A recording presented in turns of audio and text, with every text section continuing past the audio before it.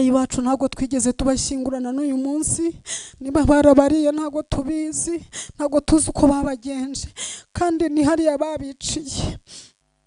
Ahita avuga tumva ubwenge bwabo, arambwira ati rero uyu muhungu ati tumuguhaye mukaryamana ntago wareka tukakubabarira.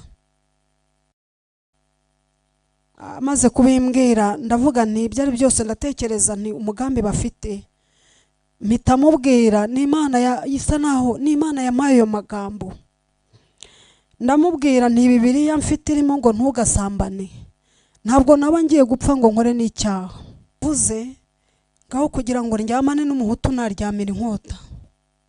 Aho bari bahambye Nyirigira n'imbwa zatangiye kumuzamurayo, ibyo narabibonye n'amaso yanjye. Mwarakoze cyane, Imana abaha umugisha, mwatubereye amazi. Nubwiye ku Kivumu cy'Insinda kuri 15 bajya kwica igishari, barabishe basiga babanditse aho ngaho. Bagarutse abantu bagarutse nibo babashyinguye, banze kutubwira, baraduhemukiye cyane. Niba uriyo ushyinguye uravuga uti umuntu naramubonye. Twaragiye tugeze kwa Kagina mu baturanyi, Helena bariho ajya, nanjye manuka iwacu mu matongo, ariko mpasanga umuhungu wa Serudonyori witwa Higiro.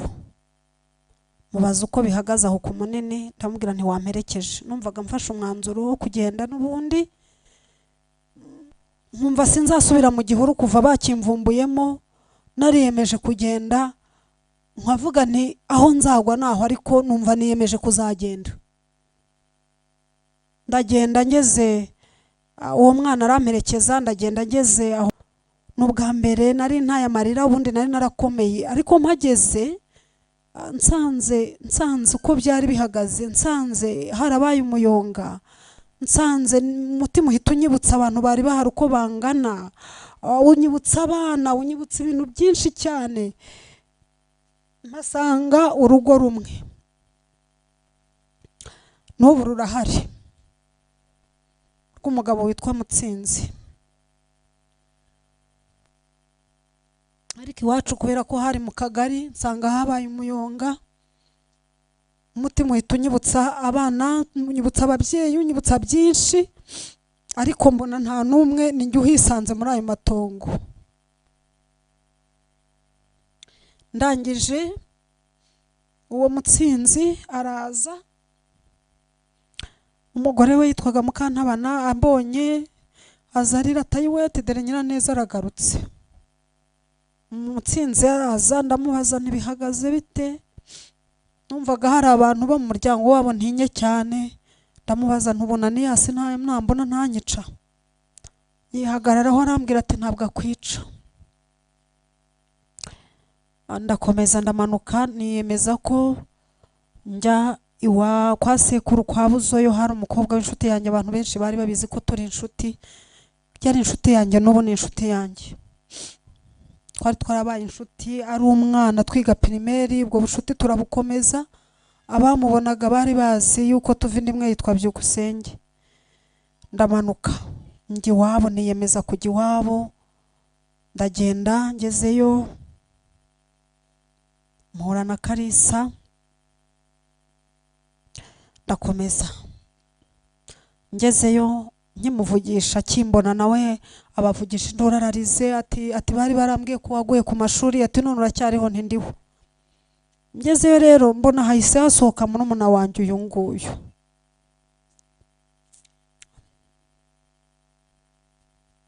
Mbona arasohotse, asohoka yari afite ibisebe mu mutwe, bari barabatwikiye kwa Sefara mu nzu.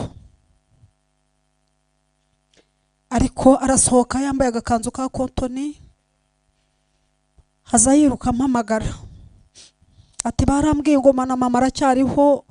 Arambwira ati rero ati impamvu nabimubwiraga yajyaga mbaza, ati nkamure mu mutima nkamubwira yuko mama akiriho.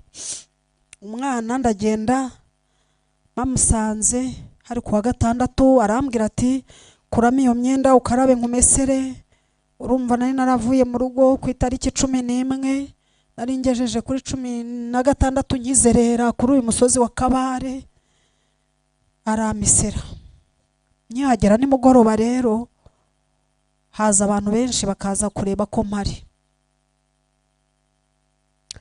bakaza bakandeba bagasubirayo kuko nari naravuze ko ntazongera kwihisha. Aho ngaho niho nagiye menyera amakuru y'abantu bagiye bapfa.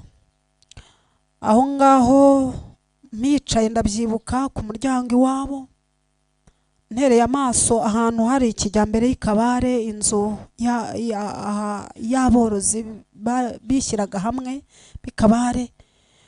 Mbona bavumbuye umuntu mu gihuru cyegereye aho hantu, ntabwo namumenye, nabo ntibari bamuzi. Abantu bo kwica nabo batazi baramwishe, baramuhondaguye, abana b'insoresore baramuhondaguye. Niho hubatse ubu ngubu hubatse iriya gereza. Barangije bamufata ukuboko kuko hari gasozi narabirebaga n'amaso yanjye, ariko nkavuga n'ubu nanjye nuko ni mukanya cyangwa nejo. Bamufata ukuboko baramukurubana kuri uwo musozi bamujyana mu gishanga. Uwo muntu sinamenye iherezo, sinamenye uwo ari we. Nimugoroba rero aho niho namenyeye ko abana ba Mukamusoni bo kwa Mukamusoni babishe b'abakobwa twanganaga. Harimo witwa Jeanne Macari n'umushyitsi wari uhari. Noneho bakigamba bavuga ko ngo bari bafite amaraso menshi. Kavuga ngo mbega abakobwa bari bafite amaraso, ngo uzi ko amaraso yabo yavuye mu nkike yo haruguru ikagera mu yo hepfo. Babiciye mu rugo rw'uwitwa Ngarambe wo kwa Ntamuhanga. Kuwa gatandatu nsubiye inyuma gato, hariya kuri Aspeje hari abantu bari bahari. Hari Ingabire, hari Gicari wo kwa Nikodemu, hari Ingabire Adelphine, hari Uwizeye wo kwa Gatera. Barambwira bati wagiye, ndavuga ntago njyayo. Abo babishe kuwa gatandatu nabo ubwo baje uwitwa Karani yigamba avuga ngo Uwizeye yari yanze gupfa, ngo baravuga ngo nibakubite nimamukubite mu mabene ngo niho umutima w'abakobwa uba. Abo bantu bari kuri Aspeje hariya naho babiciye. Bigejeje nimugoroba rero uwitwa Semana w'abagabo araza. Byukusenge hari nyine 16 amujyana munsi y'inzu aramubwira ati aba bana ba kanisa wabababariye. Aramubwira ati nubwo so yapfuye ati ntago uzi ko iwabo ari bo bamukamiraga. Tiko yamubwiye wabababariye ati nubwo se yapfuye nibo bamukamiraga. Arangije aramubwira ati natwe tuzabakamira izacu. Aragenda buracya 17 rero 17 nka saa 4 uwo mukobwa yari afite umusambi yabuhaga. Ndamubwira nanjye zana tubohe. Turaboha twicara munsi y'inzu.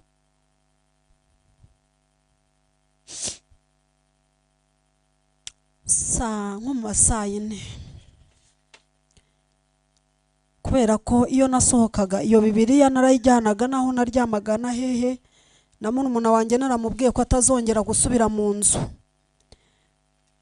Nka saa 4 ngiye kubona mbona haje igitero kirimo abantu benshi cyane. Abantu benshi bari insoresore z'abaturanyi bacu. Harimo abo kwa Hitimana, harimo abo Kazaribara, harimo abo bari benshi. Harimo wo ngo witwa Aziya Mutabazi, harimo Gakirage, bari benshi. Bahita baza noneho nyina uwo mukobwa bababona mbere yanjye baravuga ati ayiwa batira baraje we batinyirane batirukanye. Ntago niruka. Batirukanye nibura wikubite muri uriya mungoti ntago niruka. Ahubwo bo kubera ubwoba biruka mbere yanjye baransiga na murumuna wanjye.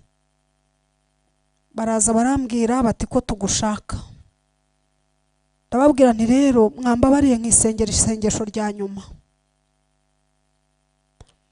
uwo Gakirage arambwira ngo ni kuwa mbere w'isabato si ku isabato, kuko twarasenganaga, abantu benshi bakiriya gice twarasenganaga. Arambwira ngo ni kuwa mbere w'isabato si ku isabato. Bati haguruka tugende. Ndahaguruka na murumuna wanjye.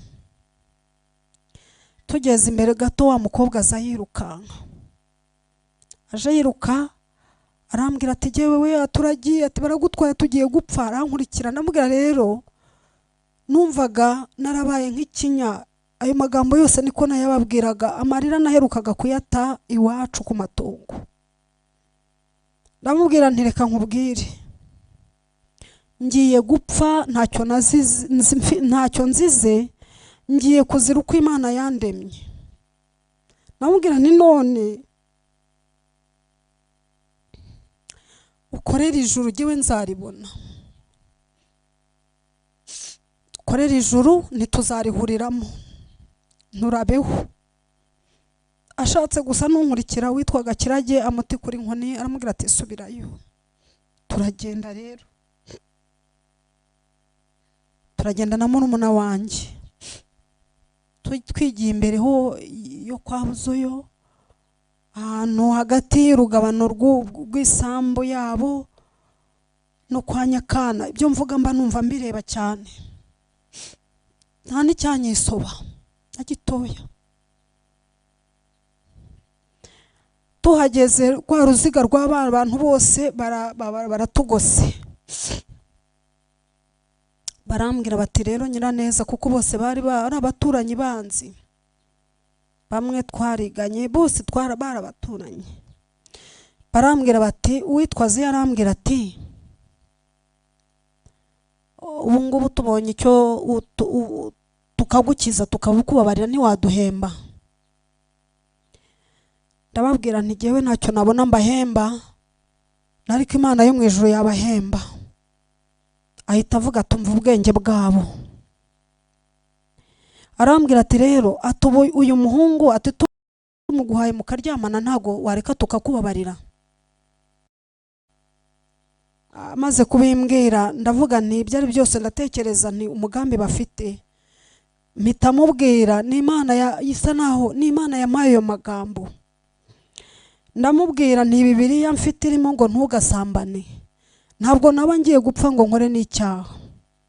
Naho kugira ngo nkore icyaha ngiye gupfa, ni inkota afite, yarafite inkota ndende cyane, ne yayirambika agiye nkayiryamira ikanyica. Ibyo nabivuze ngira ngaha hari barakara cyane, bagahita banyica, ariko ntibanyice nabi. Mbivuze rero uwari uyifite ahita n'ubundi ayizamura, ahita ayishinga ahangaha, arayihafatira, arayishinga arayihafatira. Noneho bahita bavuga ngo ndavuze ngaho kugira ngo ndyamane n'umuhutu naryamira inkota. Bamera nk'abariwe n'amavubi, babivuga cyane basakuza.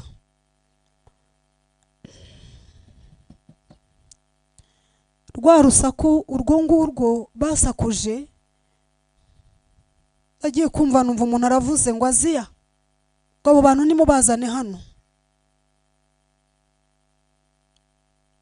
Bahise badufata tunyura munsi yo kwa Nyakana, turagenda dutunguka imbere y'amarembo yabo mu mungote ho bari bahambye Nyirigira, n'imbwa zatangiye kumuzamurayo. Ibyo narabibonye n'amaso yanjye. Turagenda tugeze ahitwa kwa Kasine, abantu bo ku Munini barahazi. Mukecuru witwa Kasine, witwaga Kasine. Turagenda rero abariho baduteranyiriza, dusanga bahabonye abandi bantu batatu babaturanyi, badusanga bahabonye Mukagasana Mariya wo kwa Nyakabungo n'umwana yari ahetse, dusanga hari Byukusenge wo kwa Marisiyari, natwe turaha na murumuna wanjye. Tuhageze rero bahita bavuga bati umuntu wese ufite umuhoro nawe utyazi. Uwitwa Semana wabaga bakavuga ngo nibazana umunyu batyazi. Barayityaje kuko imihoro tuhagaze aho ngaho. bamaze kuyityaza ubwo Bizinde yaraje, uwo twasanze duhamagaye yari Bizinde n'umuhungu we Kagyunguri yari ahari. Bamaze gutyaza iyo mihoro bataradutemba bataratwica, noneho uwitwa Semana akajya avuga ati kuva mu gitondo ntacyo twakoze, ati kandi ko imingoti hari, ati mwagize vuba, ati nimugire vuba, ati kuva bigejeje saa 4 ntacyo turakora.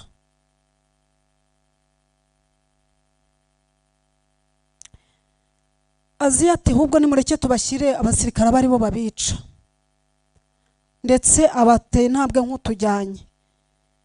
Kagyunguri rero kwa Bizinde yitwa Ngoboka aravuga ati bagumisha ahangaha, arahatugumisha.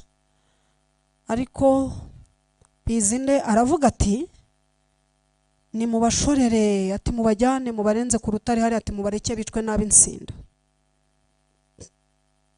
Ariko Semana tukiraho ngaho batyaza imihoro, haza umugabo wenda bari iwabo aridegembya ntago mbizi, ngo yari umunyabyumba ari muramo witwa Buregeya kwa kaje guhakwa. Atungutse rero uwitwa Bujeni yaravuga ati ahita ambwira turabeho, ati nyirane aturabeho, aturiya muntu bamwise Munogonozi, ati nuwanze gupfa ni urimo kumwica.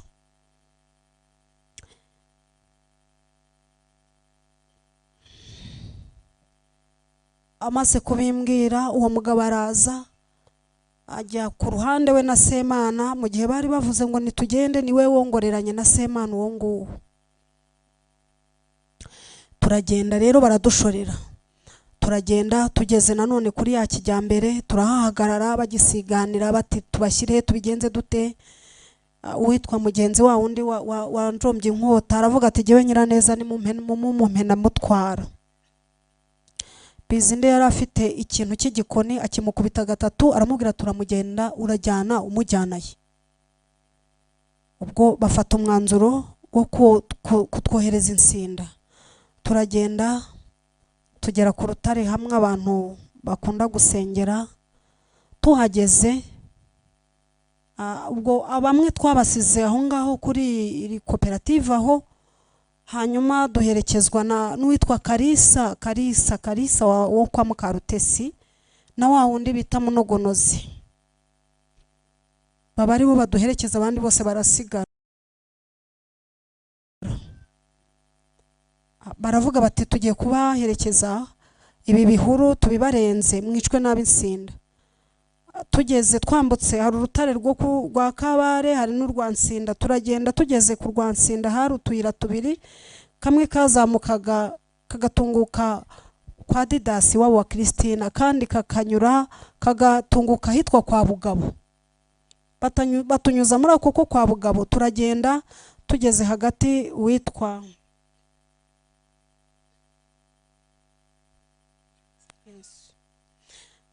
murambabarira, iyo umuntu atangiye kuvuga ibi bintu abayumva ntacyo yareka, kuko biba byisukiranye uko yabibonye, abayumva ntacyo yacaho. Ndaje ngire vuba gerageza, ariko umuntu abayumva ntacyo yacaho. Arangije uwitwa Karisa rero ahita abwira umuntu hakurya ati nshakira isuku nzanire. Bita rero mubwira ni Kari ntimwatubeshye ngo muraduherekeje ariko mugiye kutwica. Twarazamutse rero tugeze ahitwa kwa Bugabo ku Muharuro. Ubwo ngubwo imbere hari witwa uwo Munogonozi, badushyize hagati, Karisa heri inyuma, hagakurikiraho Byukusenge, hagakurikiraho Mukagasana na murumuna wanjye nkahera inyuma yabo, Karisa ari inyuma yanjye. Turagenda rero tugeze aho ahita avuga ati shaka ahantu heza tubicira. Karisa ava inyuma yanjye ahagarara hagati yanjye na Mukagasana na murumuna wanjye. Hanyuma amaze kubivuga, Mukagasana ahise amubwira ati Kari kuko mugiye kutwica, kuko yarahetse umwana mukuru. Umwana bamushinyaguriraga bamubwira ngo namwururutse barebe uwo ari we, niba ari umukobwa niba ari umuhungu. Ubwo rero Karisa yari afite ikintu cy'ikibando, yahise akubita Mukagasana. tugihagazaho, ahita agwana n'umwana, undi nawe afata byukusenge akajya akubitanye nakubita n'umwana mu mugongo, duhagararanye aho ngaho. Barakomeza barahondagura kuko bari babiri, natwe duhagaze dutegereje. Tugiye kubona tubona ba bantu b'igitero, hajemo umuhungu wo kwa Bizinde Kajyunguri n'abandi nka batatu. Araza arababwira ati ko bari bavuze ngo abantu bicwe n'abitsinda kuki mubishe. Barakomeza nyine barahondagura, abwira abo bantu ati mwaretse abo bana tukabajugunya hirya y'iki gihuru wenda bakicwa n'ab'insinda. Ubwo bahita batujyana gutyo, ariko tutari abantu nyine tumeze nk'ibigoryi. Baratujyana batujugunya koko, baravuga bati hari abasaza bari hano tubabashyire. Dusanga ise wa muri Sanarukeri bivuga mama we na papa we, dusanga bareba batwikiye. Barongera baratumanura batujyana ku mugabo witwa Manuel. Aratubwira Kajyungura ati saa 2 z'ijoro ndaza kubatwara. Tuhageze rero burira ntiyaza.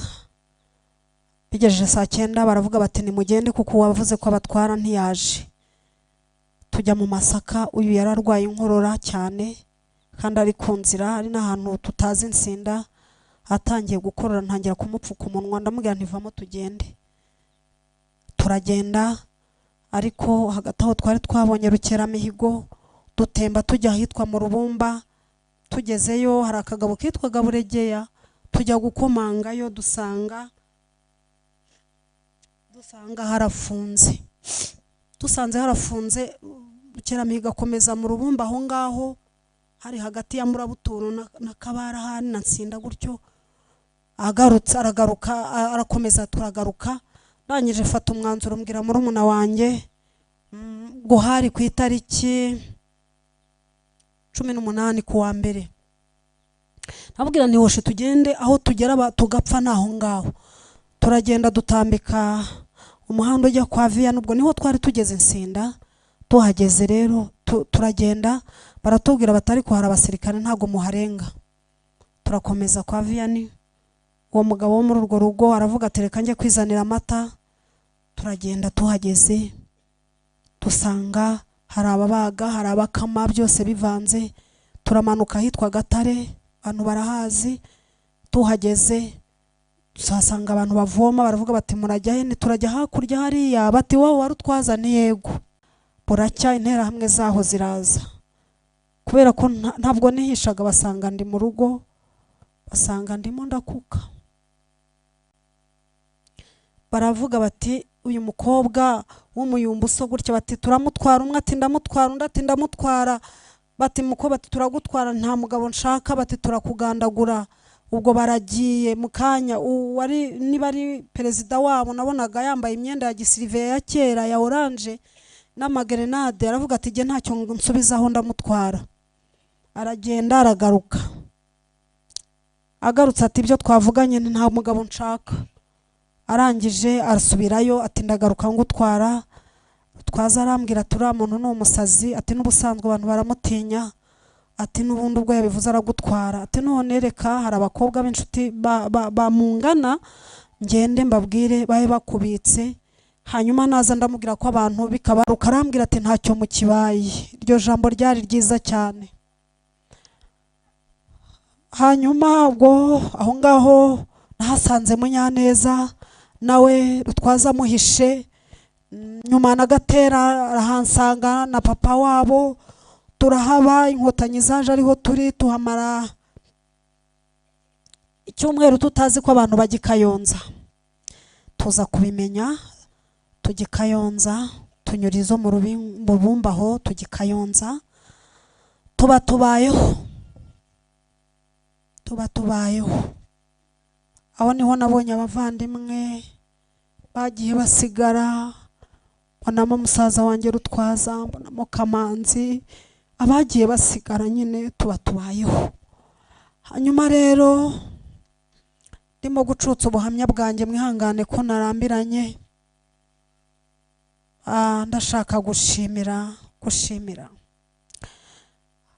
hari ijambo ry'Imana rivuga ari muri Yobu 14:7 rivuga ngo haracyari ibyiringiro ko naho igiti cyatemwa ari ngo n'imizi yacyo igashenyera mu mukungugu ngo ariko iyo kibonye amazi kirongera kigashibuka. Mwarakoze Nkotanyi kutubera amazi, mwarakoze. Turashima cyane ingabo zari zarapiye zari ziyobowe n'intore zirusha intambwe Nyakubahwa Paul Kagame. Mwarakoze muri imfura, mwarakoze cyane. Mari zabaho umugisha, mwatubereye amazi. Nubwo ibiti byinshi byatemwe, ibiti bigatemwa ariko amashami yarashibutse. Ayo mazi ibiti byarayumvise, ayo mazi amashami yarashibutse. Twarashibutse rero. Mwarakoze muri intwari, muri abagabo, mukwiye ijuru, nta kindi nabona, mukwiye ubwami. Imana izabaha ijuru. Mwatabaye abantu bose bacitse ku icumu, mujye mukunda Inkotanyi, mujye mukunda perezida cyane. Mwarakoze. Ntabwo nabona icyo mvuga, biba byandenze. Mbimaranye imyaka 32 numvaga ntanabivuga ntanagira gute, ariko mwarakoze. Turaho rero, turakomeye, turiyubatse, ntabwo twashize, turacyahari n'ukuri k'Uwiteka kandi ntabwo tuzashira. Iyo mu ijuru birebe, turacyahari, turacyahari kandi tuzabaho. N'ukuri k'Uwiteka tuzabaho. Nkotanyi mwarakoze, Imana ibaha umugisha. Reka mbirekera aho ngaho, reka mbirekera aho ngaho. Ikindi kintu kijya kintera agahinda nuko kugeza uyu munsi wa none data umbyara, data wacu, data Kanisa, data wacu Gakoma Alphonse Rwabagabo, data wacu ntabwo twigeze tubashyingura kandi baguye hari insinda, baguye ku kivumu cy'insinda kuri 15 bajya kwica igishari. Barabishe basiga babanditse aho ngaho. Bagarutse abantu bagarutse nibo babashyinguye, banze kutubwira, baraduhemukiye cyane. Niba uri ushyinguye uravuga uti umuntu naramubonye. Ababyeyi bacu ntabwo twigeze tubashyingurana n'uyu munsi, niba barabariye ntabwo tubizi, ntabwo tuzi uko babagenje, kandi ni hariya babiciye. Barabishe. Data bavuze ko bamuciye ibiganza n'ibirenge, barabyigambaga bavuga ngo yari umugome cyane, ariko ntabwo yari umugome. Rero reka nshutse,